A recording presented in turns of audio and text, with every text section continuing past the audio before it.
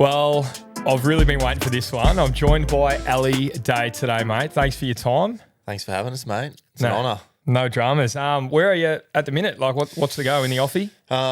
Yeah, in our off season at the moment. Our off season's a little bit shorter this off season because we finished our Aussies or our nationals was pushed back later. So our calendar changes every year in terms of particularly that last race of the year, our Aussie. So that finished about 4.5 weeks ago. So we start back training as of Monday. So in between, we had the birth of, or not I did, my wife had our second child.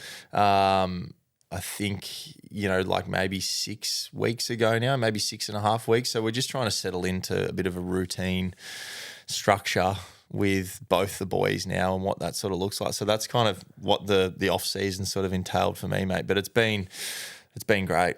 How has early dad life with two going along, starting off? Yeah, it's been, mate, so special, obviously. Seeing them even this morning, like I'm sleeping with my eldest at the moment and then my wife's got our youngest, and seeing just them, like say, for example, this morning, like Danny was like, I want to go and see Andy. So we, not jumped into bed, but got into bed with them, and just seeing them interact is like really special. But I will say there's been some moments too, right? And I speak to other parents that have kids or have kids similar age to Danny, and they all say the same thing, like the meltdowns and the tantrums and things like that. So I feel like that's only the tiniest part of it. The other part's like just beautiful and it's awesome. But just really grateful, mate, that I've got two really healthy, happy boys and an amazing wife. So it's sort of pinch yourself sometimes. Like you come home and you might be doing the dishes and you look down and there's two kids sitting there and you're like, wow, I'm in charge of them.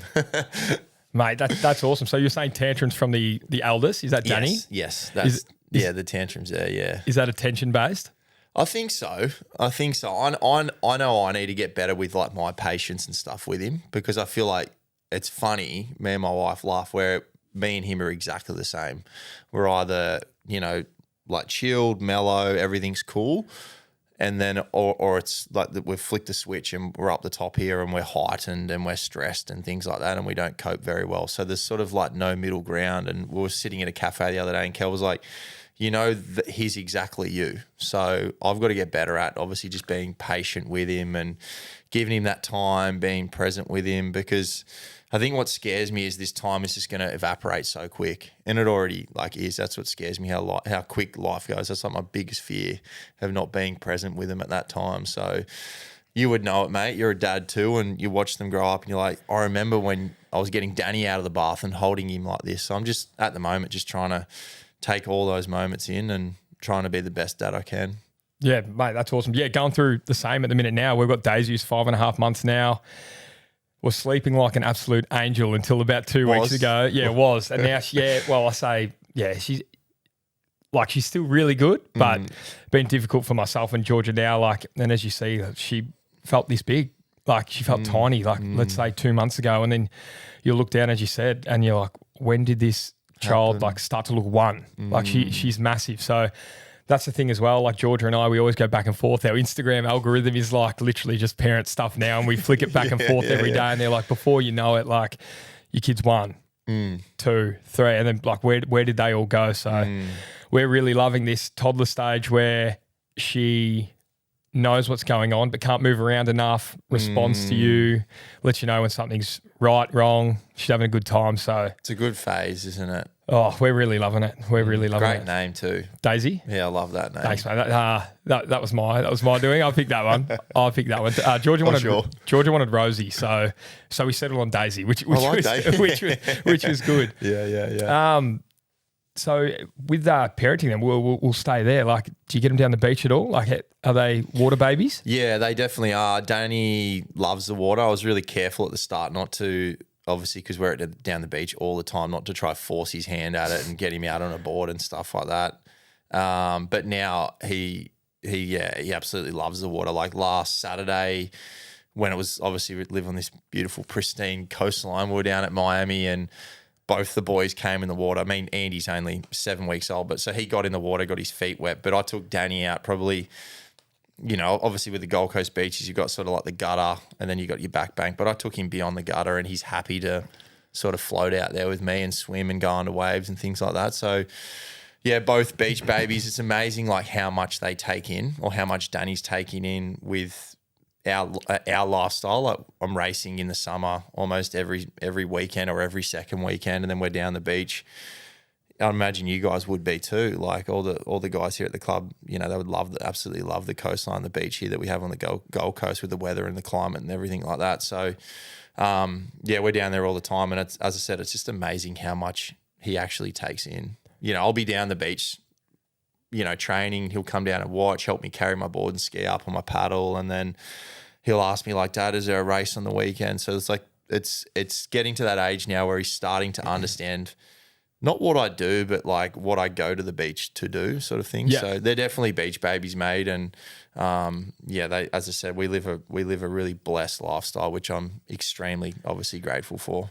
Yeah, well, one thing I took taking in, looking at your content on Instagram, like with your travel to events and stuff like that. I don't know whether it's all the time, but it seems like the whole crew go. Yeah. So yeah, they do. They're all there. They're all involved. So Danny obviously knows what's going on, plays a part in it on the weekends, like whether he's helping you stretch or playing a party brekkie. Like, I was having a look, and I find that so cool to be able to take them for the ride with you. It's not like they're just posted up here, you take off, you come back. Yeah. No, it's always sort of been like that. Like I've always wanted, you know, when Kel came along, like always wanted her to be at the beach and at the races for me. And then the same with Danny as well. Like there's never been a conversation of like, oh, should we take him or shouldn't we take him, or do you want to stay at home? It's just, I feel like I race better when they're hanging around. And I think over the last couple of years, because he's getting older, it's almost like not a distracting thing, but it's almost like it's fun. Like it's an experience I know that Kel and I will look back on in a few years' time when I'm retired and go,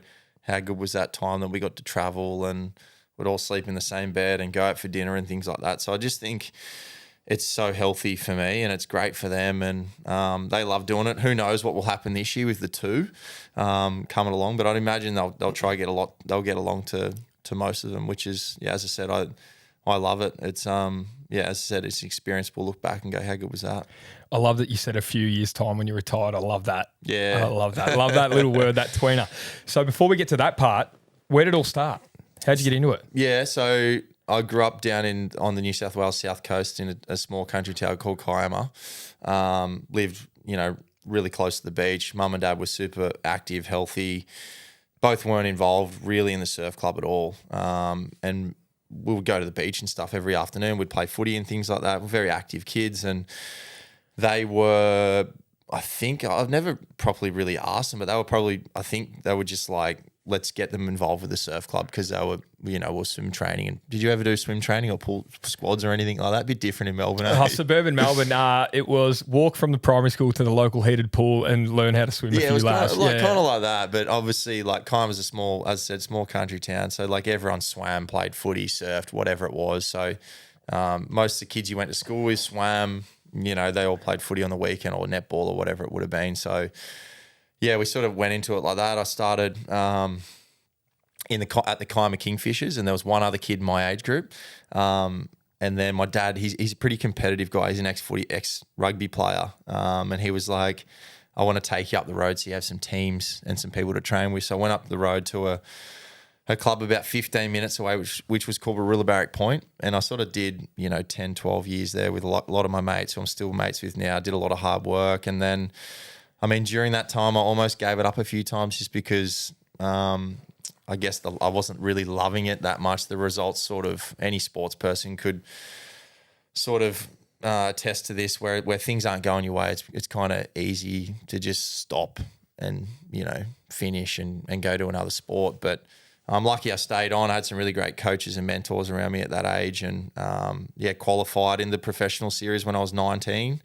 And has sort of been there ever since. I moved up to the Sunshine Coast when I was 20 to sort of go up there and do what I'd call my apprenticeship as an Ironman under the tutelage of Michael King, who's now the coach here at Burleigh, and did 5 years up there with him. And then the club I was up there with, Mooloolaba, sort of the surf sports program went bust, and I ended up down here at Surfers Paradise, and Trev Hendy was the one that got me down here, and it's probably one of the best decisions that I've made, easily.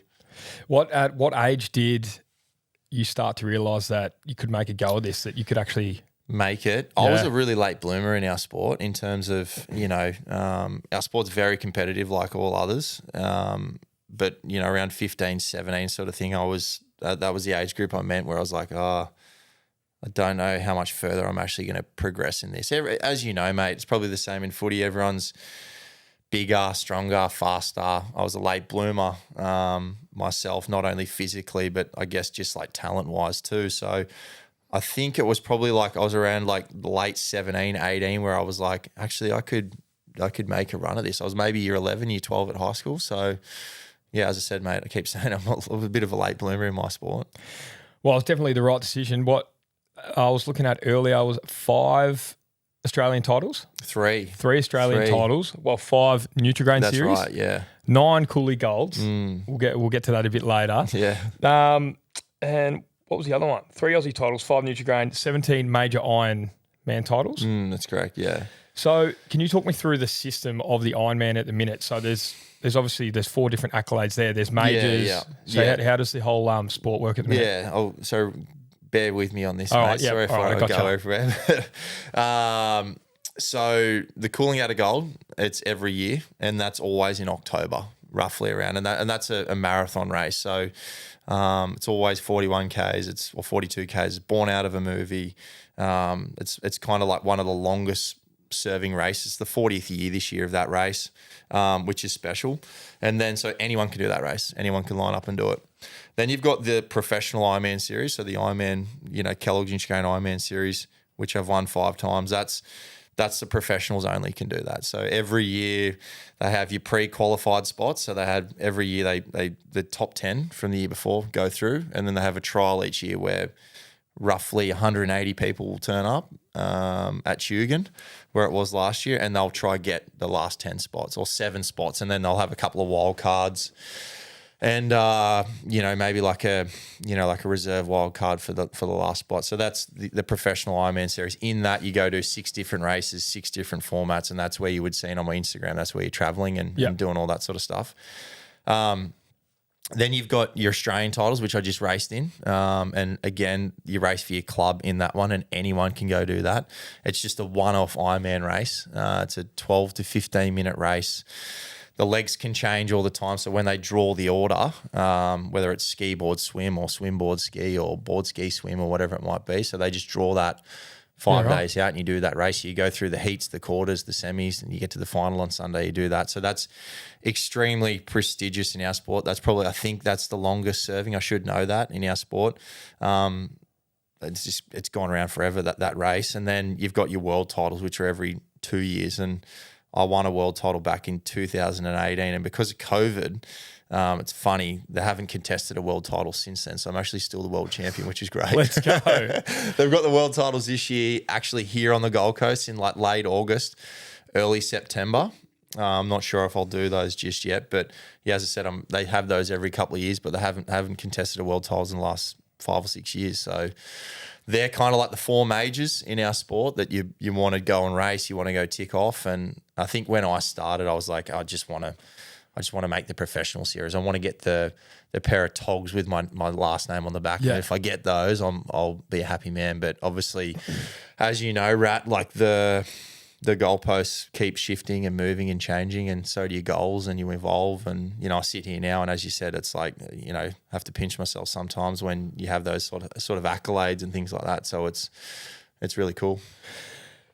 It is so cool. With your goals, then, since you just touched on that, can you touch on where they started and then how they shifted? Like the goals that you may have now, if you can share some of them. I'm assuming some of them you wouldn't have dreamt in your wildest dreams, right? So how have they evolved over time? The first thing was, like I said, it was to make the Ironman series. I grew up loving professional sport. My dad and my mum, but mainly my dad would take my older brother and me to so many, sporting moments like the Olympic trials, to watch AFL, rugby league, rugby union, cricket, whatever it might have been, the Olympics, wherever he could get us like a little bit closer to that. And I always just thought, imagine being a professional athlete. You're getting paid to do what you love, right? But as I said, during that period of time when I was a teenager, I was like, I don't know if that's ever going to come true, because I just don't believe I'm probably fit for it, like talented enough for it. But so that first goal was to be a professional at something. And then obviously I fell into surf life saving, and not fell into it, but started surf life saving, climbed the ranks. And that first real goal was to make the Ironman series. And then you make the Ironman series, and it was like, okay, next goal was like, how do I not have to do the trial again? How do I just qualify my spot and I'm in the series? And then when you're in the series, it's like, imagine if I got a podium in the series. So I got a podium. And so imagine if you won a race in the series. Imagine that. How cool would that be? You know, I was standing there with Shannon and Kane and Zane and Kyle, all these heroes, and they're winning races, and you see them hold up the trophy, and you're like, imagine that. That'd be pretty sick. Imagine if you could do that. And obviously I went on and won my first race, I think when I was 21 or 22, I can't remember. And then it changed. My goal shifted. It was like, I love the Coolangatta Gold. I love what it's about. I love the guys that have won it before. I love the history behind it. I love the movie behind it. Maybe I could just get on the podium for that. And I was lucky enough, I won it on my first go.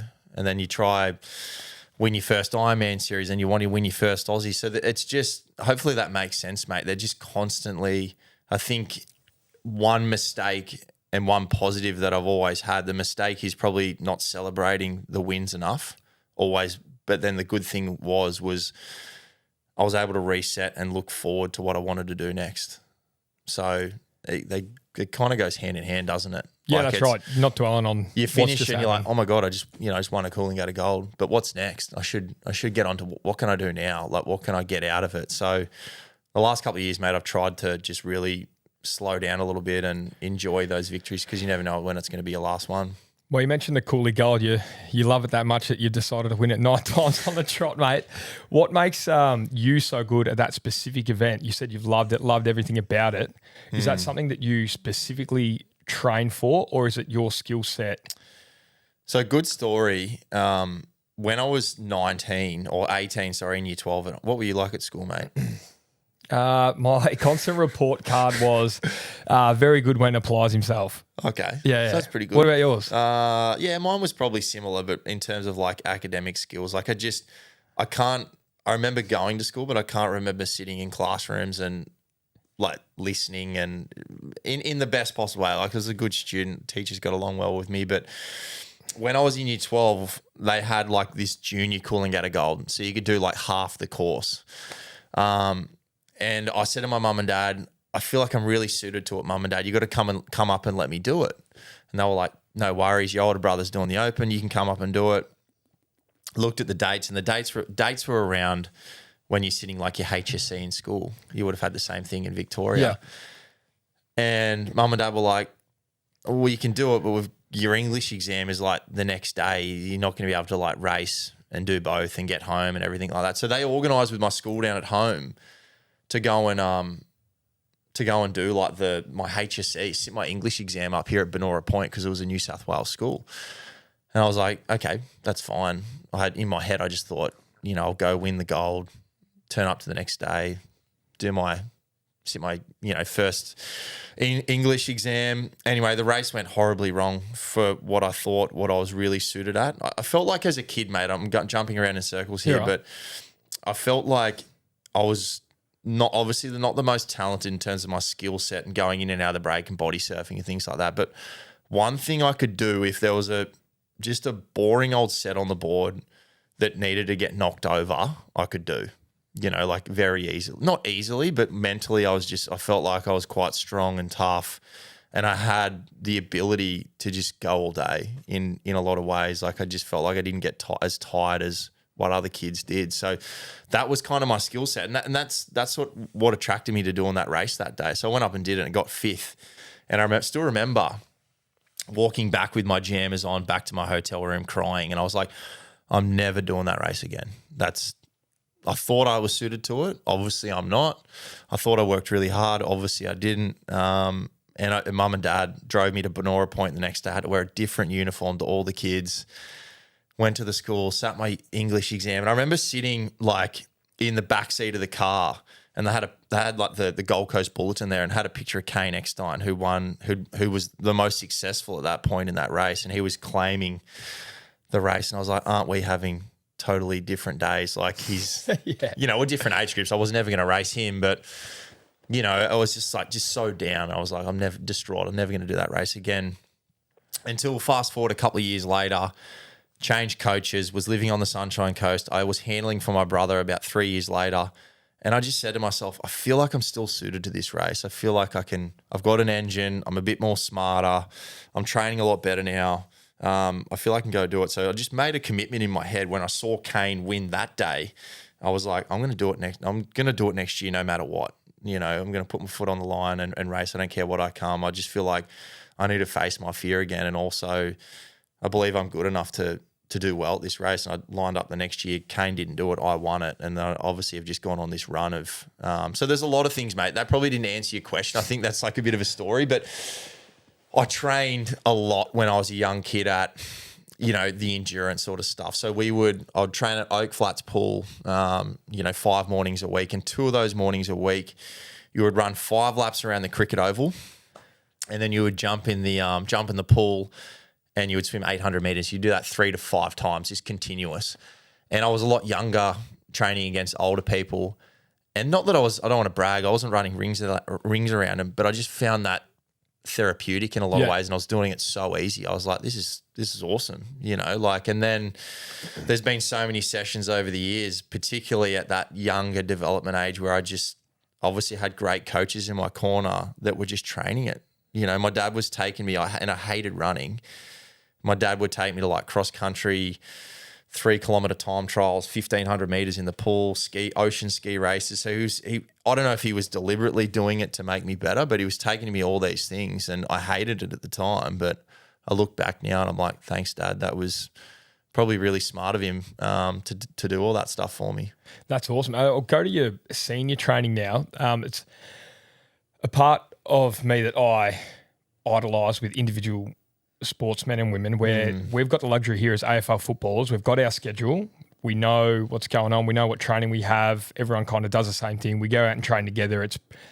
Riggers will hate me saying this, but it's pretty well, it's like a blanket rule for majority. You've got your specific position players that'll do a lot more speed or a lot more strength work and stuff like that. But more often than not, we're all doing the same sort of training. But I'm assuming that you've got a coach, still, but you've got to go out and do your own stuff. So you'll be like, righto, 6 a.m. till 9, I'm doing this.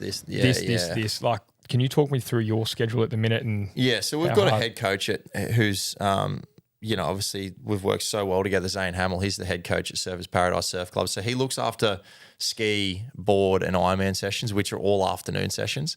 Then in the morning, we've got a swim coach. I swim at Bond University under Cole Samuelson. So he takes us like 4 to 5 mornings a week there. And then I've got a gym guy that does our gym. And then obviously, like I had Indy last year doing Pilates and stuff like that with me as well. And then obviously Riggers helps me with my running and stuff like that. So you constantly, I think that's probably the hardest thing. Like I don't mind the training on your own. Like we're in that individual sport where I actually don't mind taking my ski out down at Miami Beach and doing. Obviously, it helps when you're around the guys, and the younger kids have, as you know, it's probably similar here. They've got so much enthusiasm they're here early. They want to train. They don't need to warm up. They just, they're into it, right? Yeah. So there is, I think the hardest thing is trying to get everyone on the same page and pull it all together. But it's something I've gotten better at over time. And that's sort of how our structure works. So we train anywhere between 13 to 15 sessions a week, like in our heaviest sort of period leading into the Coolangatta Gold. So a lot more Ks, a lot more miles, a lot more duration in the sessions. But I'm getting better now at just, like knowing what I need to do from week to week and just being consistent.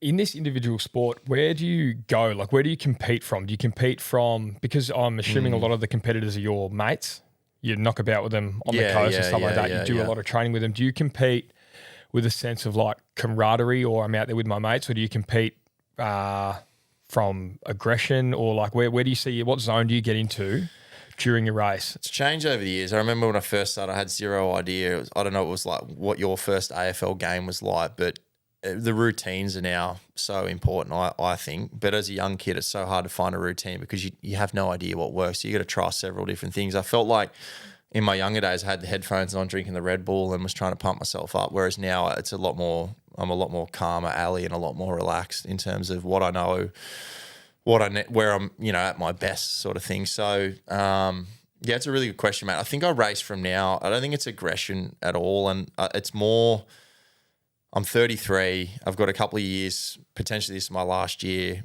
I want to go and enjoy it. And I want to do the best I can. I know that sounds really cliche, but like, what's the best version of me? What is it? What's it going to take today? What does Ali need to do today to win? What, how do I need to feel? So I'm getting better at just like, those, not even the routine, but just being in that, like there was so many times this year where, you're not sleep deprived, but you might be coming off an injury, or you haven't had the best night's sleep or whatever, and things like that. And I think just being adaptable to whatever comes your way, particularly in our sport, like we're in Mother Nature where it's just constantly changing all the time. So you can't grip too hard on anything. So yeah, for me, it just comes out of what's the best version I can do of myself today, and where I can go home at night and put my head on the pillow and go, okay, I did everything I could have. With the sport, what external stresses are there as well? Because when Trev was on, he was talking about where the sport used to be and where the financials and all those sorts of things and the money he was earning back then.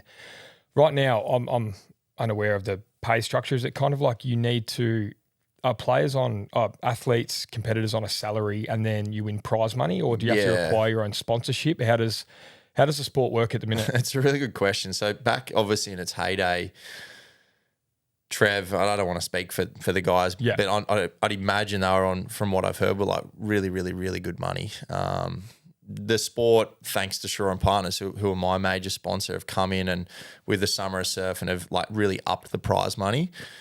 Which is great, like it's, 10 grand on a race win and things like that. Young kids are winning good money, and there's a really good bright future there in the sport. But it went through a period of time there where it is pretty challenging. Most top guys and girls would be, I think, paid by their surf club, like a bit of a salary, a bit of a base wage. And then it really is down to the individual, how well you race, how marketable you are.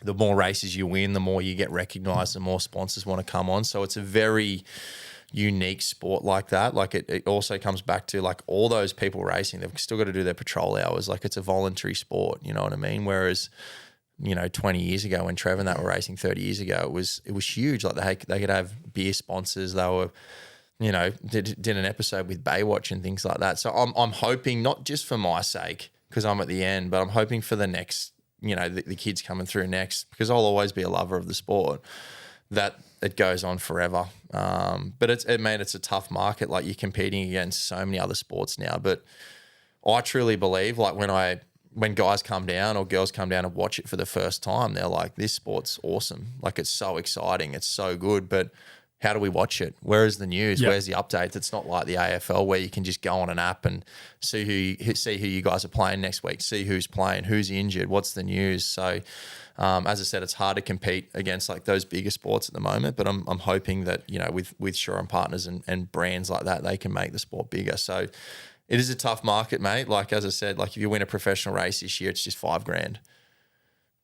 The first guy gets $5,000, last guy he gets nothing. Yeah. So he's paying his own way to get to those professional races. So it's pretty crazy. Yeah, that's most people probably wouldn't know that. No, considering how hard I see you work, you spend a fair bit of time in here. Yeah. And as I mentioned, it's on your own clock, right? It's not be here at this time. This is when we're 9 till 4, clock off at the footy club, righto, come back in the next day, or you get the day off. Yeah, there's no guarantees. Like, so you got to chase it all yourself. The sponsorship, the physio, the massage, the whatever you need, like you got to go after yourself. And pretty much most of those young guys trying to make it now are just doing it off like either mum and dad's money, or hopefully someone's like sponsored them. But you got to buy a board, a ski, a paddle.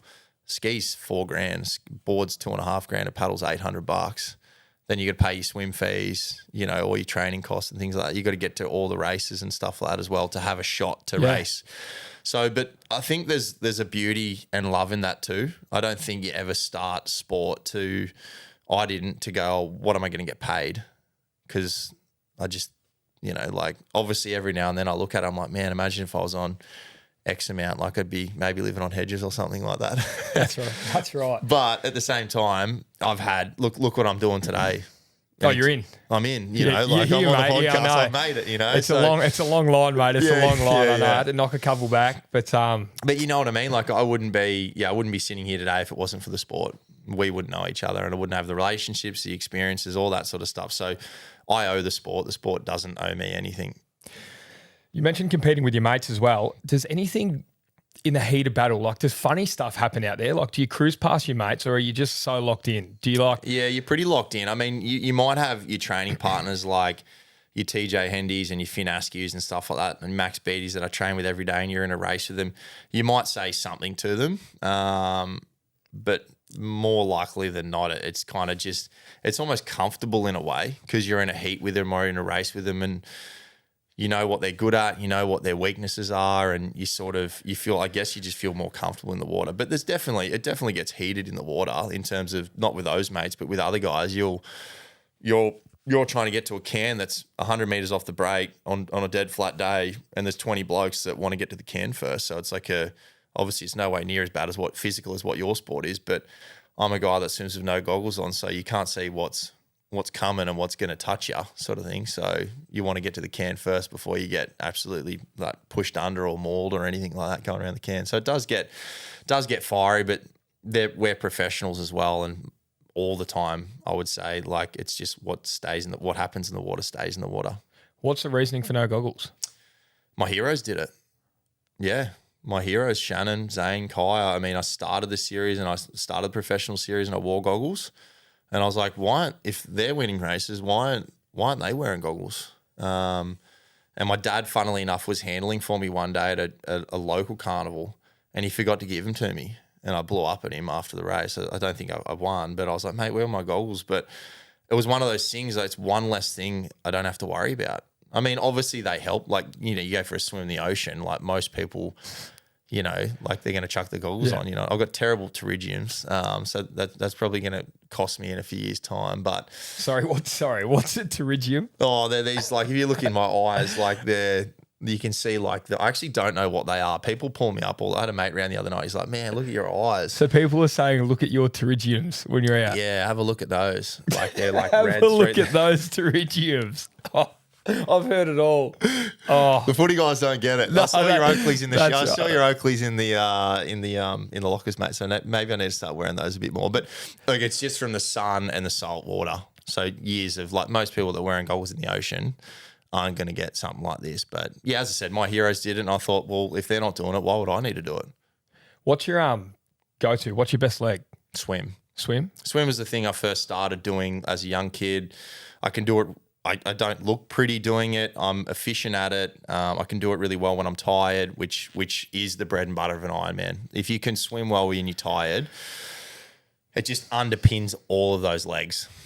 The fitter the athlete, the better you're going to be. I feel like as an Ironman, the leg you can get the fittest from or the most out of is either running or swimming.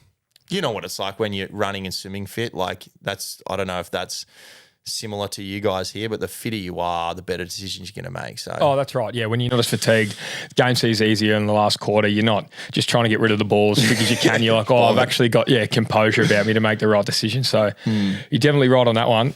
I wanted to touch on the potential of what you could do and achieve this year in winning 10 on the trot at the Coolangatta Gold and being the 40th. So does that mean my math might escape me? Does that mean you won the 31st and you're going to win the 40th, or did you win the 30th? No, that's a good question. Someone asked me the other day, some guy goes, so you've won 10 straight? And I was like, no, I haven't won 10 straight. There's been periods where the race has been cancelled. There's been periods where I've been injured or I've pulled out. I haven't done it before. So I've won all 9 that I've gone in. So this year would be, I think the first one I won, if it's 2024 this year, I think I won my first one. Oh, mate, I should know that, shouldn't I? I think I was, maybe it was 2012 or 2011 or something like that. So no, it wouldn't be 10 years. The cool thing is, I'm going for 10. What I'm really proud of is that the amount of time and preparation that goes into it. And I'm proud of that I've hung around that long to do a race, which is pretty hard, I believe, and prepared that many years and just done it. That's what I'm proud of. Mate, most definitely. So how many years have you love to win too. Yeah, that's right. So what, this is 14th year this on will the be pro? 14th, 14, 15 year, yeah. And what better way it would be to get number 10 on year 40, mate? Yeah, I mean, it'd be special. You never go into these things like I said before, with that whole HSE drama with sitting at, like, I never thought I'd ever get to win one, let alone line up for 10.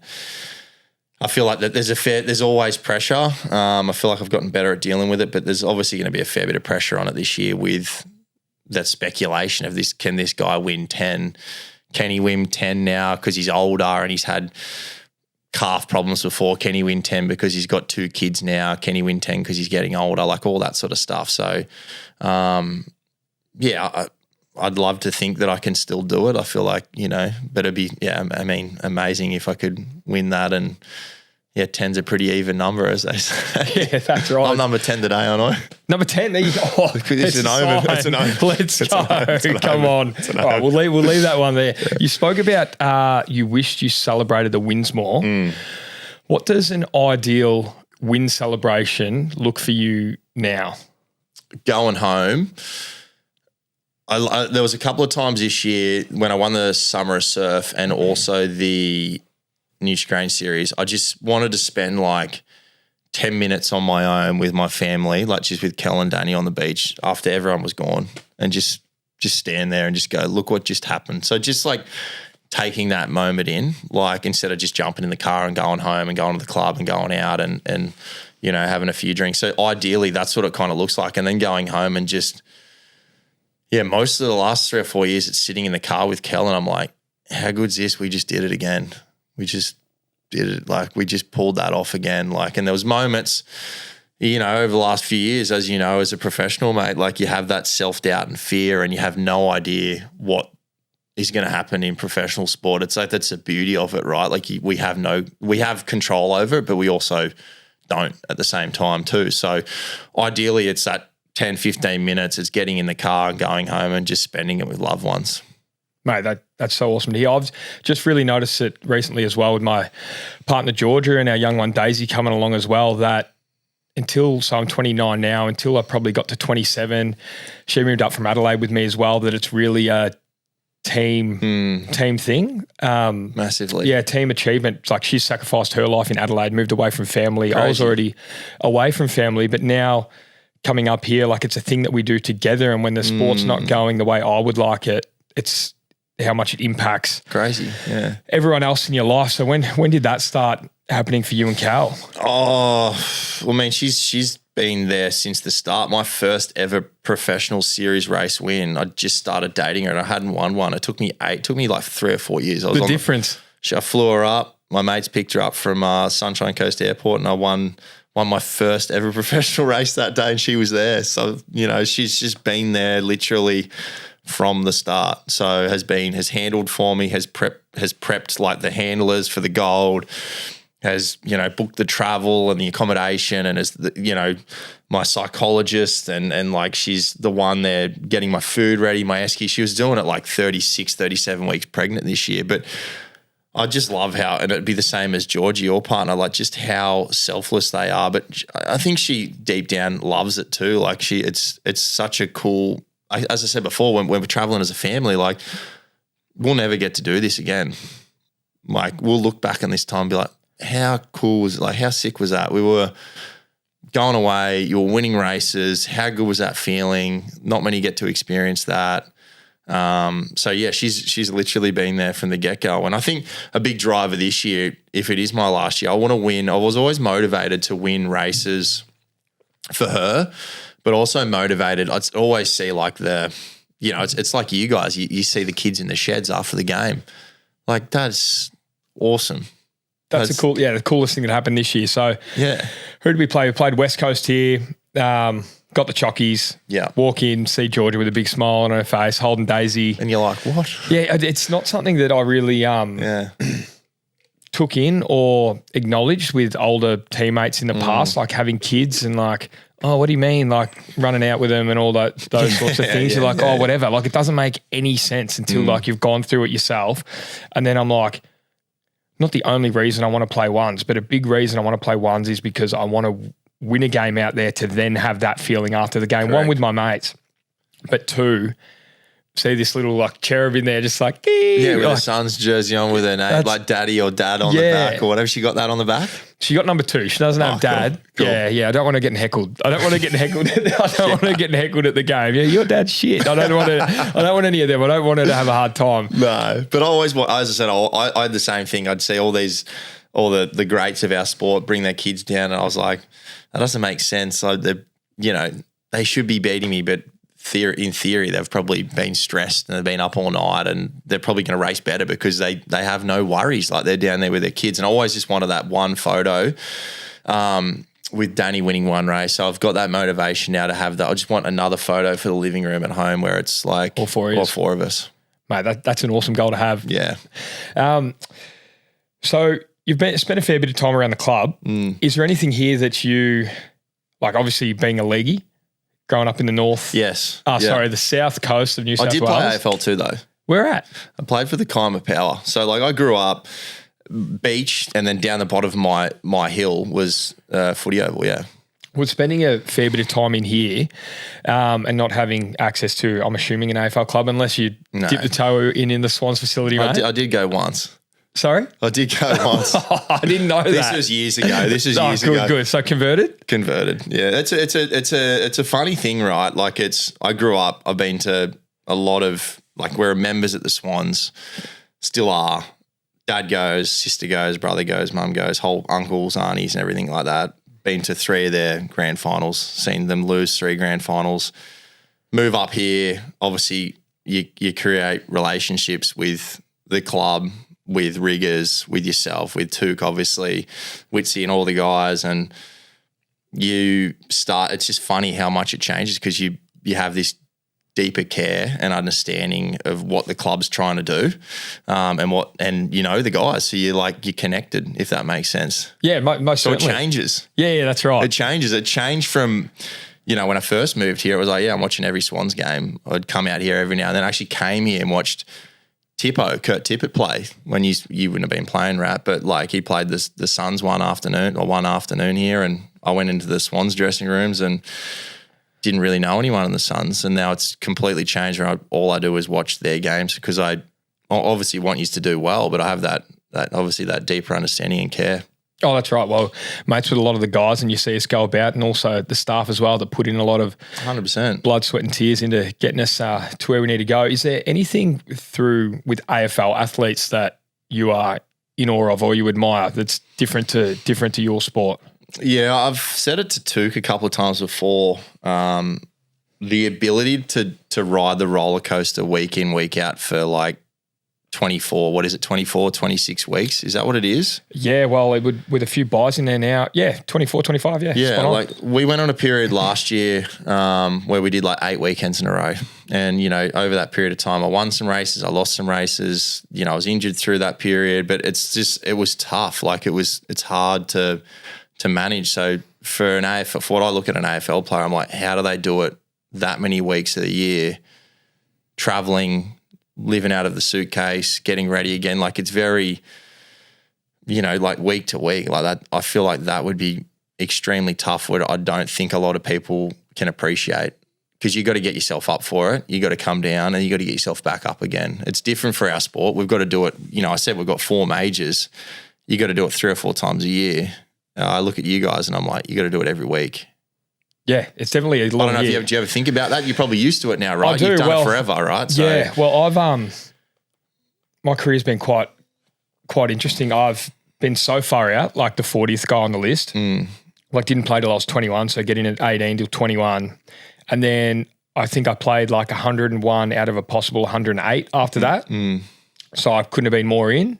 And then since coming here, I've been in and out. So I've seen what it's like to I feel like now's the hardest part, where you're rocking up each week. You're not just doing the performance roller coaster. It's the midweek roller coaster of like waiting by the phone. The hardest part. Waiting by the phone. Like you'd either rather be fully in or fully out, because you just know what your schedule's going to be like throughout the day. There's no angst. You're like, I'm either rocking up playing reserves or I'm either rocking up playing seniors. The part of the minute where you're like, what do I need to do? Like, what are they thinking? I've got a year and a half to go, as you mentioned. Like, this is the first time in my career where after this contract, the decision's out of my hands. Yeah. So you're like, well, with daughter coming along, where do we see ourselves in 5 years? All those sorts of things. So like the roller coaster is real. And like, as you get older, there's different pressures. Like now I've got to provide for my family. Am I making the right decisions for all of us?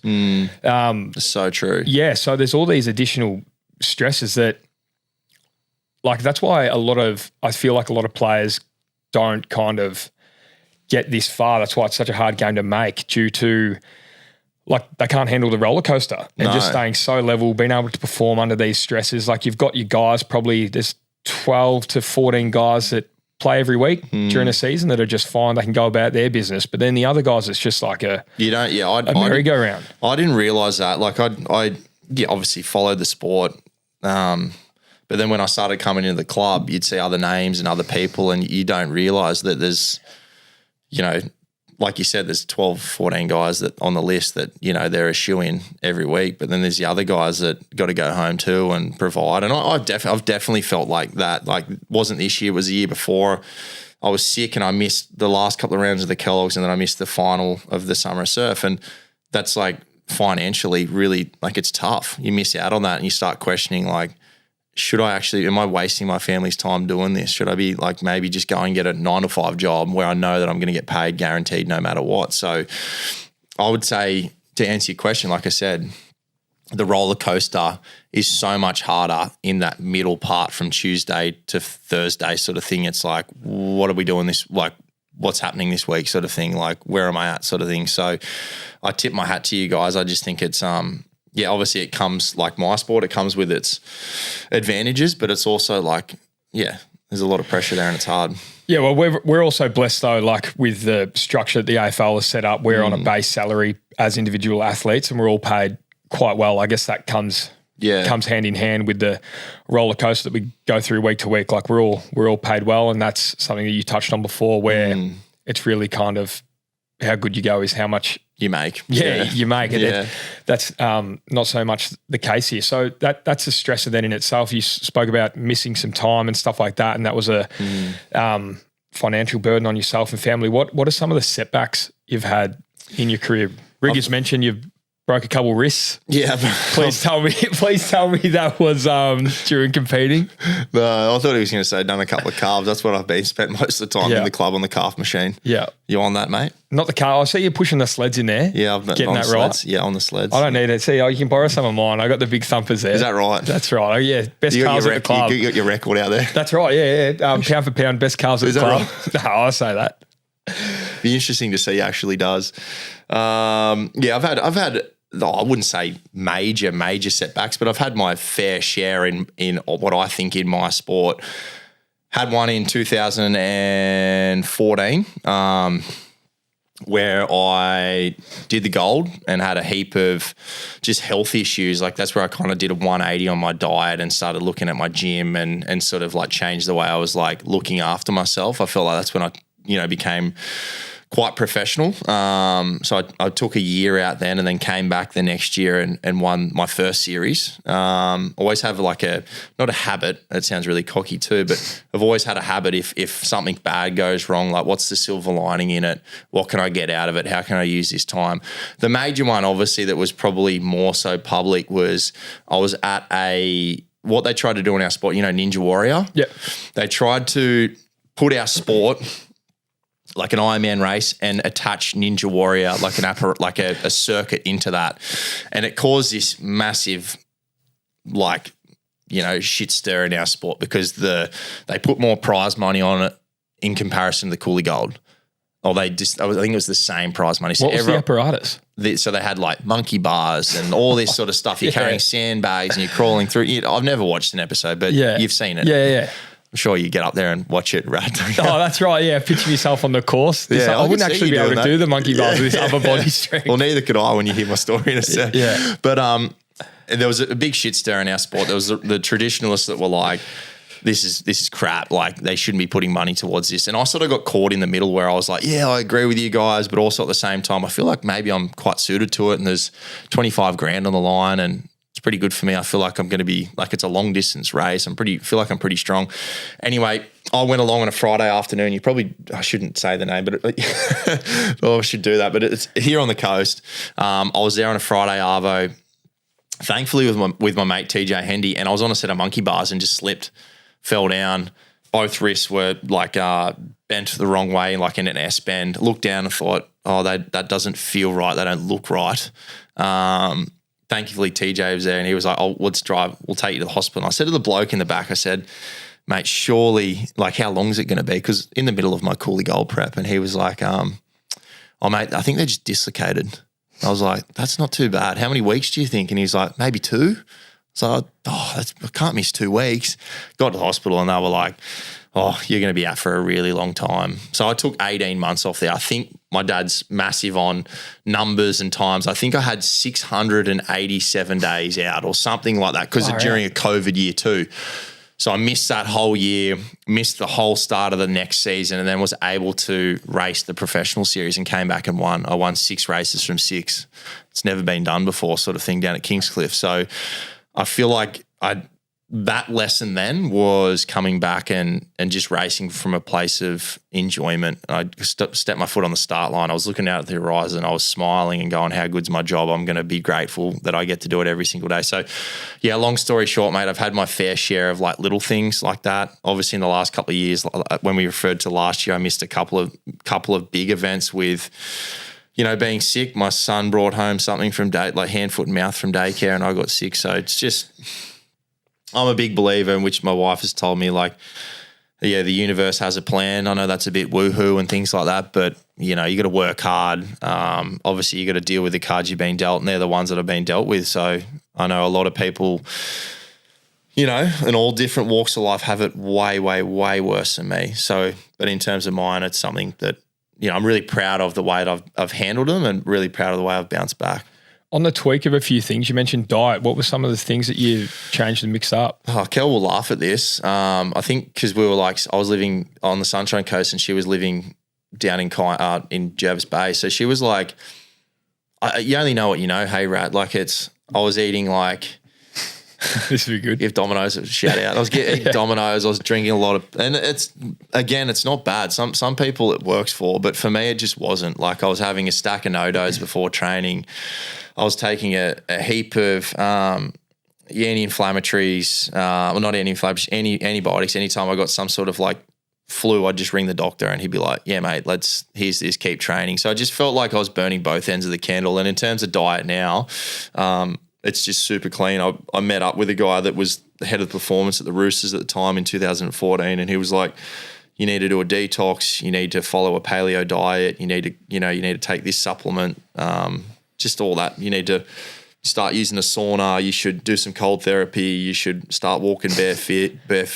He was like way ahead of its time. Like, so stop doing everything you're actually doing and start doing all this stuff. Complete 180. Yeah. And I noticed like my skin, my hair, my nails, my body composition, like everything changed. My sleep got better. And as I said, I came back that following season, like was, because I had heaps of dramas in that off season. I had like, had heaps of problems with my teeth. I had, you know, some stress fractures in my feet. I was driving down to Brisbane to use the Lions Ultra G. This is about 14 years ago or something like that. Yeah.